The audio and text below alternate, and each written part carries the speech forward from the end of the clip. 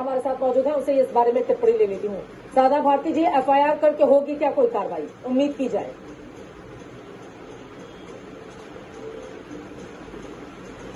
सादा भारती जी, खबर आ रही है मेरी? जी आवाज आ रही है जी।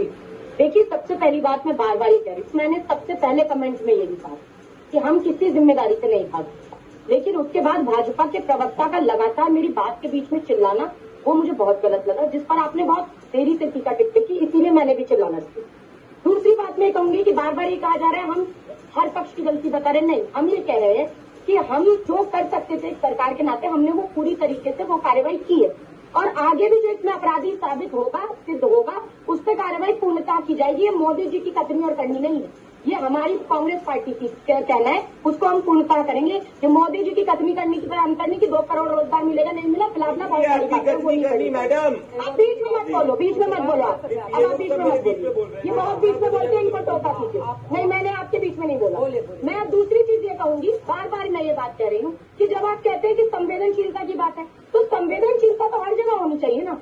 मैं ये प्रदीप जी बात कर रहे हैं, अभी आप मुझे बताइए, दतिया के अंदर रतनगढ़ में मंदिर है, वहाँ 115 लोग मारे गए थे, नवरात्रि में बहुत बड़ा मेला लगा था, तो उस समय आपने क्या कार्रवाई की थी? हम भी चिल्लाते रहे, बहुत हमने चीखना चिल्लाना किया, तब आपकी सरकार थी, तब आप बिल्कुल शून्य पे चले गए थे, तब आपकी संवेदनशीलता कहाँ गई थी? तब आप क्यों नहीं ऐसे चिल्ला रहे थे जैसे आज चिल्ला रहे हैं? तो आपकी कथनी और करनी में जो दोहरा चरित्र दिखता है, वो दिखाना बंद कीजिए। हम ये कह रहे हैं जो हुआ है वो गलत हुआ है, वो नहीं होना चाहिए था, लेकिन जो हुआ है उसका राजनीतिकरण नहीं होना चाहिए। अगर भाजपा इस तरह राजनीतिकरण कर रही है, तब हम सवाल करते हैं कि मणिपुर में जब नंगी औरतें घुमाई गई, तब ये प्रदीप भंडारी को शर्म आई थी कि नहीं आई थी? और चुल्लू पर पानी लेकर कब जा रहे हैं मणिपुर, ये भी यहाँ बताने की कोशिश करें, ये बताने की कोशिश करें। जब रतनगढ़ में हुआ तभी तो शर्म आई थी कि नहीं आई थी, ये भी बताने की कोशिश करें। और हमें बोलने से पहले चुल्लू पर पानी लेकर बैठ जाइए, उसके बाद बात कीजिए, क्योंकि संवेदनहीनता की पराकाष्ठा कोरोना में भी हमने देखी थी, जब बीसी और बीसी कर रहे थे प्रधानमंत्री जी, और दिल्ली आकर कहते थे 2 गज दूरी और मास्क है जरूरी,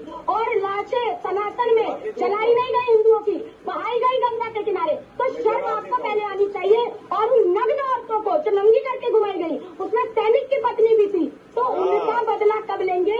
और ये भी बताइए कि सिंदूर रागों में तो बह जाता है, तब आप राजनीतिकरण नहीं करते, और जो 4 नापाक आतंकी आज तक सुपुर्दे खाक नहीं हुए, तो हम राजनीतिकरण नहीं कर रहे। हम ये कह रहे हैं जब ये राजनीतिक प्रश्न उठाते हैं तो हम क्यों प्रश्न उठाते हैं, ये बताएं। विषयांतर नहीं होंगे, उम्मीद है। और प्रदीप जी, आप कम से कम विषय पर बोलेंगे। चित्रा जी,